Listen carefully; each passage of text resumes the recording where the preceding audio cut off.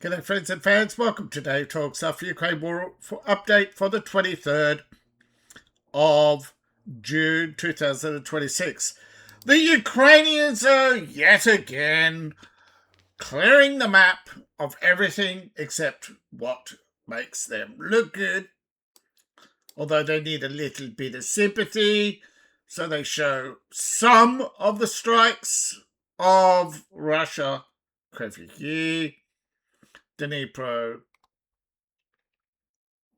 Well, they've also struck Palavad and Kherson. And of course, they leave their strikes up for days, even though, well, I quite frankly think they have overstated their successes and continue to under underreport their failures. And because they lack open and transparency, they will go the way of the Nazis because they can't, without honest and open discussion, you can't make a honest assessment and evaluation. Now, Ukraine is, of course, suffered a huge setback. The Russians have broken through the Ukrainian lines here in the north, but it's not the only place. This is just a grind, only a little bit of trench hopping, sorry. The Russians have dramatically increased their positions here in Voloshovok, and they're pushing on the outskirts of Kupiansk. The thing is, different maps have Kupiansk over here for some reason. I don't know. Kupiansk, it's actually all this. So, yeah, this is just the outskirts. This is this part here is actually the outskirts. This is so yeah. No, there are areas where Russia is only, well, slightly more successful than previously realized.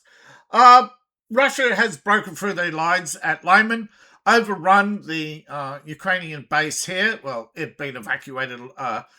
They evacuated ahead of time. But yeah, they've hit Lyman. There's the outskirts of Lyman there. They've advanced here, but it's, don't know why again, it's a grey area. It just seems to be the way they're drawn. Probably the next marker would be over here somewhere. So there's this grey area here.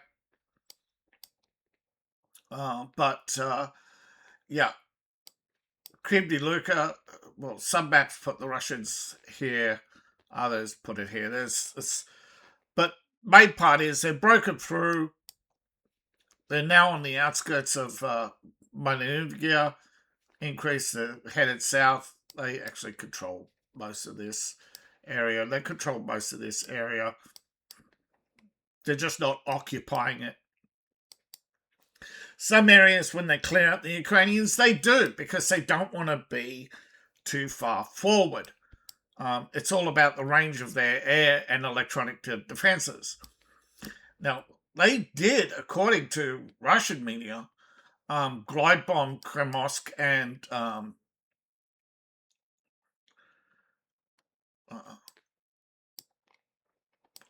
Sevesk, yeah. Kremosk and Sevesk. The hit positions, and they've broken through in Konstantinovka. Now there are still Ukrainians left in the city. They are now clearing the city of Ukrainians, and it's going to take time because they won't surrender, so they're going to die needlessly. And all Zelensky could do is no, you're not a hero for dying so Zelensky can sit in office one more day. You're a fool, and you can't save fools. Pretty much, it looks bigger. They've have moved north and south, as you can see, but not west. But again, movement, it's movement. This is just trench hopping and more exchanges of fire. The Russians are closer to Ugiv. Little bits here and there of breakthroughs, nothing significant and nothing fallen. But the Russians all but taken Lyman and all but taken Konstantinovka. But those are going to take now time to clear out the Ukrainians because they won't leave. And again, there's power outages across Ukraine, not shown, not reported. It's cope and see. The Ukrainians are trying to cover up as much as they can, but they've just got so many sources of news now that more and more Ukrainians are taking the Telegram. I think they'll ban it soon. Same with Signal. I think they've already banned Signal, actually. So it could be for government workers. I know that this is a case sometimes with the bans. I know the UK ban is for like under 16s and same with Australia. I know the ban in France, I think, under 13s, Now, this channel is sponsored by you, the viewing audience. Empire Vels, that's one word, empirevels.myshopify.com, your one-stop shop for enchanting treasures based on my writing. This is Gay's little enchantment. When he brews his coffee, and that's, yeah. I've been sitting on book 3, trying to get it edited for a while. Yeah. I shall once again require the aid of your dark magic. Now, the Ukrainian representative in the UN says, our patience is not endless. If you won't take action, we will. We are so egotistical, we will take on the world. Yeah. It's the craziness of the Ukrainians. Permanent representative to the United Nations. Yeah, no, you're temporary, okay? 15 months, Ukraine has repeatedly called on the Security Council to adopt the resolution for an unconditional ceasefire. Yep, Ukraine, you are free to offer Russia and full and unconditional ceasefire. You are absolutely free to sign the peace agreement. Nothing is stopping you. But they went to just and lasting peace. Define it. Just stop saying your slogans. This is what it is. This is just slogans. We have an air defense shield. We've penetrated Russia's air defense shield. Yeah, but Russia's penetrated yours. You'll never able to hold occupied lands. Never. Well, Ukraine is occupied lands because it's occupied by Poles, Slavs, Romanians. No, you are not the original inhabitants of the land, okay? Russia is just re-exerting its dominance in the region, and you just would not make peace, right? For 14 years you haven't made peace. And all that's going to happen is more dead Ukrainians because these people suffered no consequences for war, right? Back when generals suffered consequences of war, that when you lost the war, you lost your career, you lost your pension, you lost your family. When there were consequences, there were less wars. Politicians need consequences for wars. Otherwise, you just get people like JFK who hand off all responsibility to the next government. Hold on.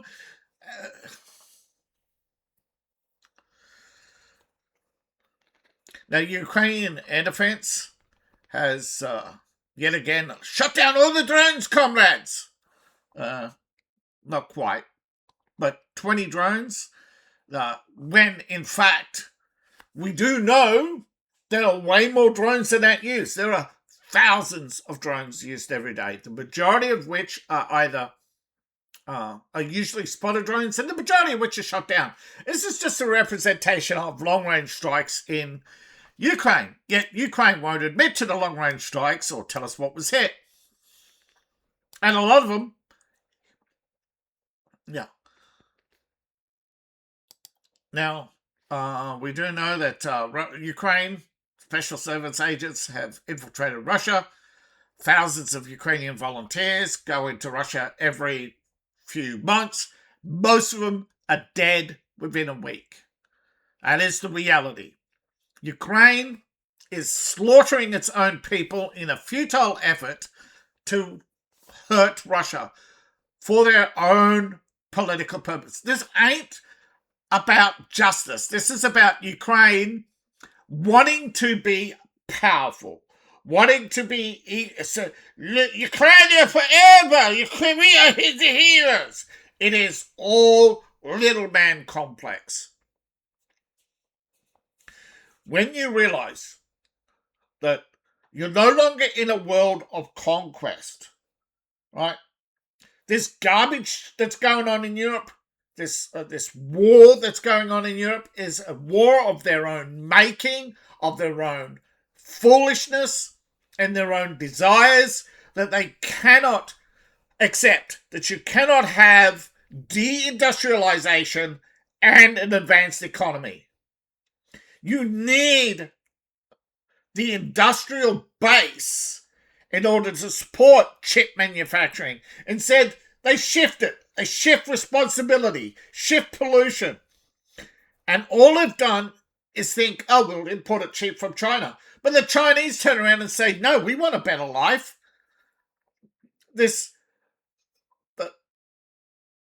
And the problem is, it's these national trade deals.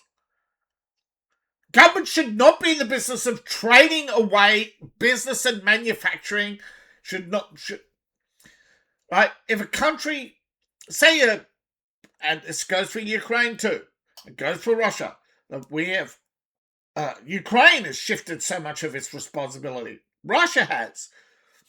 The idea that you have to have free trade around the world and free movement of people and free movement of money, no, that's just this is global conquest, trying to destroy national. And as a nation state, Russia refuses to be destroyed as a nation state.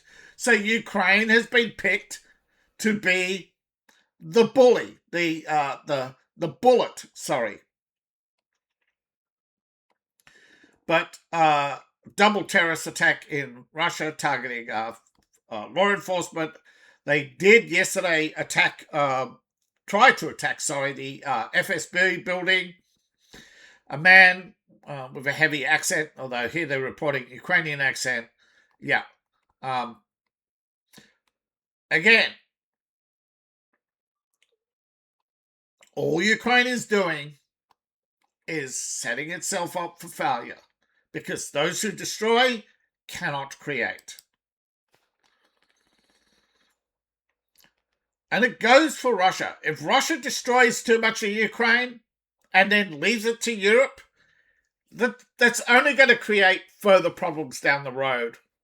But European companies and some European business leaders and European business leaders and European politicians have noted that this war on Russia, has become a war on Europe, in that Russia is open and transparent, right? Yeah, we had stock market declines. Everybody had stock market declines. Okay, people were betting that the Iranian war would drive fuel to 200, would go on. Tulsi Gabbard, yeah.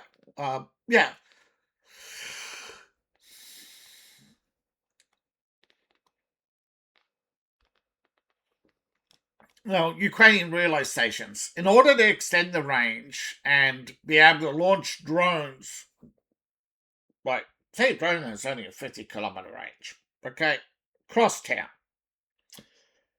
Your target's over here. You're over here. Your drone could go 50 kilometers, but you'll give it away your launch point. Whoops. So you put it on a little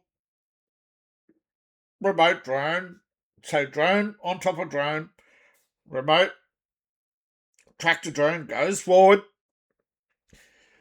and you launch it. But your range is now only 25 kilometers. So what do?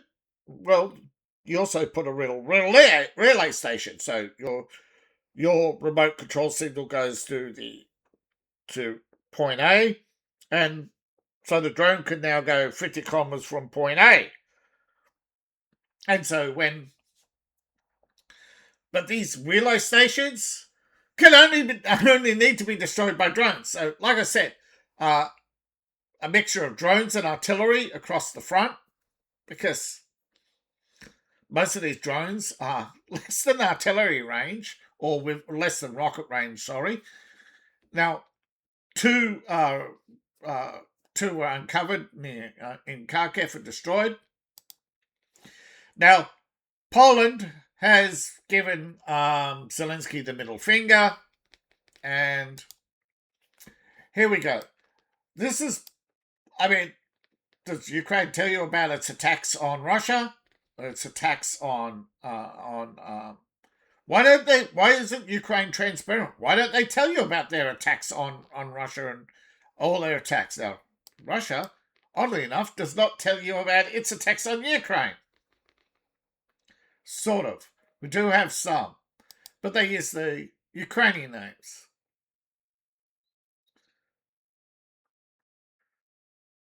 They use rocket artillery. The rocket forces have struck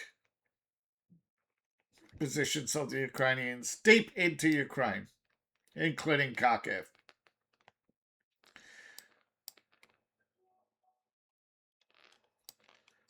But strike forces, Kremelsk, sorry, I said Seversk, here in the middle.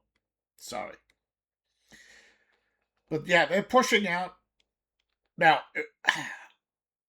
this looks like, okay, this is pushing out here. This looks like the Russians are going for here and here simultaneously, cutting off what's left of Koshnikovia. Now, even the Russian... Now, where is it? See here?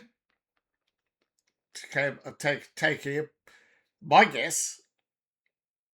Oh, this is only a guess, but my analysis, the way it's looking right now, push up to here, start shelling here,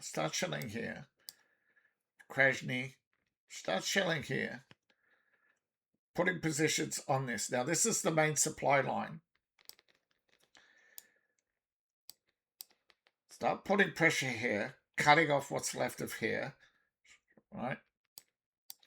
But the next big siege, Kremelsk, cutting this heart out of Kremelsk, cutting the heart out of the Zelensky line. Look here. After this area here, what do you got? Mostly open fields up to here. A road the Ukrainians can mine and set up artillery along and supply and move along freely for now. So this northern push will continue the way it's, up and across, fern out, cascade, like a fern, cascade out, continue up the line, as you can see here, the rail line, continue up the rivers, and cascade out, hunting out. This is going to be the last difficult position, and this a difficult position. But once these fall, so push up to here and siege from behind. Right, let's look at the way it's moving. Siege from behind. Put that under pressure. Hit that. They have to split their forces. They cannot hold on to that line. They have to split their forces, concentrate here and here, and then the Russians just keep hammering away here. And the final siege, I thought the final battle would be in the for the heart and have the, but no, they're not going to cauldron. They're going to start pushing up, smashing this, pushing up. See, pushing up. Traverse would be the last big siege, and then just push up to here, and it would be, these will be pushed furning, these will be rising up behind it. So big push. Whole army will be pushed into Krasnokovia. I mean, not Krasnokovia, that's Krasnokovia. Kremovsk. But this is the beginning of the big push. This is another big push here, but this is only the probe, right? Put the pressure on the Ukrainians so that pulls the men down from Zavos, because the Ukrainians going, well, we're holding the line here, we're holding them up, we're winning, I tell you. So they'll come into Kremovsk and start feeding along this line, keeping the supplies going, and eventually another one of these push out here. This will grow, come out to here, put this under pressure, and eventually when that will go up to there, that will go up to there. When the Russians control this, they'll control up to here. This will continue to firm up. So you'll have this go up here, this fill up here. This is only a flanking maneuver. Again, push up through here, push up through here, push up through here, push up through here. This will be a big battle. Push up through here, through here. This will be a big battle. Once this falls, it will be red all the way through to here. Most of this Lyman and that area will be. So it'll be a big single cauldron. That is my estimate. See, the less land you have, the more predictable you come, because you have less targets. And you have 1, 2, 3 armies.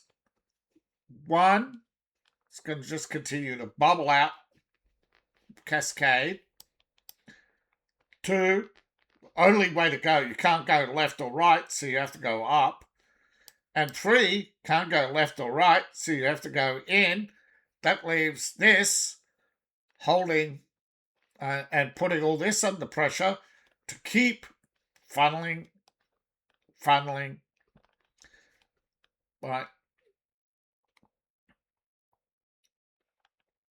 So what is Russia to do? Russia has to put Ukraine under pressure in other areas. And so they do. Fill this in. Again, Zaporozhye, you have pretty much X or Y. You don't have many options. They're painting Russia's painting itself closer to Orkiv here than the Ukrainians do. Yeah. But once 1-2 falls, Orkiv, yeah. And it will be, yeah. And if you look at the map, they pretty much light up. What do you say? 5, 10, 15, so 75% achieved. Right, 80 actually, according to Putin's latest statement, 80% achieved. I think it's actually 75%. So that's the state of Ukraine. Russia, whether you like it or not, is soon, and I think there's support, and we're going to see it more. We're going to have, I don't know if it's going to be General Keane on Fox, but soon they're going to say well, we underestimated the amount of supplies from China. Now, in the Iran conflict, recently, China started redeploying its Beijing air defenses. They've been using Iran to plan and deploy their air defenses. Now, Xi Jinping has taken out 7 of 9 generals, but they were between 5 or less years for retirement anyway. And a couple of procurement officers. Now, the widespread fuel shortage in China is only because they have been siphoning off fuel to sell to Russia, because processed fuel, Russia would gladly buy processed fuel on the black market because it's cheaper than processing it. Chinese can process fuel for around 75%. Russia could process fuel cheaper because it's than the United States. But China and India could process fuel even cheaper, particularly jet fuel. Now, the amount of what do we say? What's the fuel chemical? The chemicals that acids. The number of acids, and that I think acids, ammonia, and we see China's producing pretty much around 120 to 130% of its domestic consumption. So it's definitely exporting a lot more, what should we say, strategic materials which don't go on the books. The Russian-Chinese cross-border trade has not been reported to the WTO. So China's GDP and domestic production of various industrial materials, and we've seen, let's go quickly to China, we've seen a lot of the industries in the coastal region shutting down, but what we've seen is Xinjiang and the increase in industry up here, up in this. So from here, here, and here. And by the way, a little history lesson. Korea used to have all this. This, yeah. This was a separate country once. And it was once and before that it was once ruled by Korea. North Korea actually used to be bigger. There's a lot. You know, there's over 30 million Koreans in this region. There are more Koreans than Chinese in this region. And there's estimated to be more Koreans in China than in North Korea. But a lot of the industry, particularly here, has moved to Vietnam.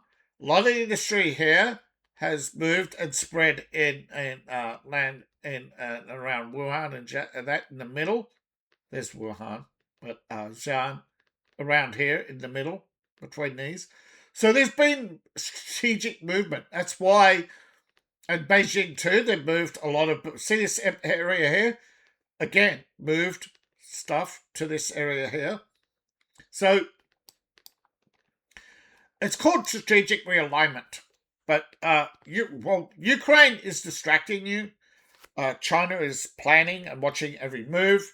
They're redefining and their air defenses. And for now,